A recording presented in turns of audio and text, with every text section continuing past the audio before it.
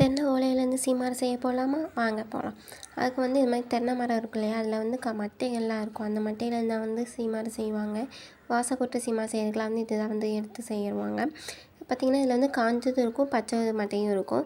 ரொம்ப காஞ்ச மட்டை எடுத்தோம்னா உரிக்கிறதுக்கு வந்து ரொம்ப கொஞ்சம் கஷ்டமாக இருக்கும்.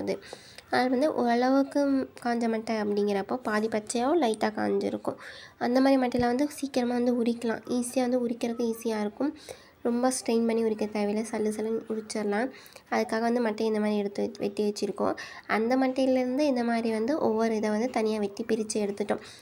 நிறைய பேர் எக்ஸ்பர்ட் எப்போவுமே பண்ணுறவங்க வந்து மட்டையிலேருந்தே ஸ்ட்ரைட்டாக எடுத்துருவாங்க. நமக்கு அந்தளவுக்குலாம் தெரியாது. அதனால் இந்த மாதிரி ஒவ்வொரு ஓலையை வந்து தனித்தனியாக வந்து பிரித்து எடுத்துட்டோம். அதில் வந்து கொண்டு வந்து போட்டுட்டு அதுலேருந்து தான் வந்து ஒவ்வொரு குச்சியாக வந்து உருவி எடுத்துகிட்டு இருந்தோம். பார்த்திங்க அப்படின்னா ஃபஸ்ட்டு வந்து மடியில் வந்து ஒரு டவல் மாதிரி விரிச்சிட்டோம்.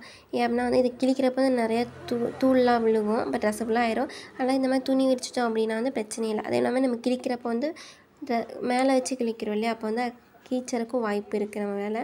அதனால் இந்த மாதிரி இருக்கிறப்போ துணியோடு போயிடும். பட்டுச்சுன்னா துணியோட நூல் தான் இழுத்துட்டு வரும். அதனால் பிரச்சனை கிடையாது. இந்த மாதிரி ஃபஸ்ட்டு வந்து ஓலை தனியாகவும் குச்சி தனியாகவும் பிரித்து எடுத்துக்கிறோம். அதுக்கப்புறம் வந்து குட்டி குட்டியாக ஓலைகள் வந்து ஒட்டிகிட்டு இருக்கும் ஈக்குமார் குச்சியில். அதையும் வந்து மறுபடியும் கத்தி யூஸ் பண்ணி இந்த மாதிரி எடுத்துக்கலாம். இந்த மாதிரி ஸ்ட்ரைட்டாக கத்தி இப்படி வச்சுட்டு குச்சியை மட்டும் இழுத்தோம் அப்படின்னா ஓலை தனியாக பிரிஞ்சிட்டு வந்துடும். சில டைம் கட் பண்ணுறப்போ ரெண்டாக உடஞ்சி போயிடும், குச்சியெல்லாம் வேஸ்ட்டாக போயிடுது, நீளம் பத்தாமல் வேஸ்ட்டாக போயிடுது. பார்த்திங்கன்னா பார்த்து இந்த மாதிரி பண்ணி எடுத்துக்கலாம். பார்த்திங்கன்னா உரிச்ச இடத்துல இவ்வளோ குச்சி கிடச்சிருக்கு. பாதி அளவுக்குலாம் உரிச்சு எடுத்தாச்சு.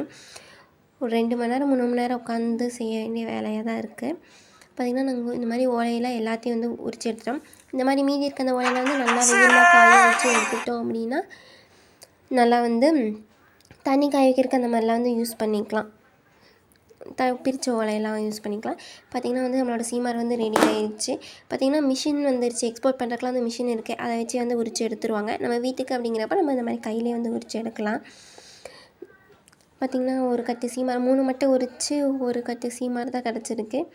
இதே மாதிரி யார் யார் பண்ணியிருக்கீங்கன்னு சொல்லிட்டு கமெண்ட் பண்ணுங்கள். இதே மாதிரி நம்ம சேனல் லைக் பண்ணுங்கள், ஷேர் பண்ணுங்கள், சப்ஸ்கிரைப்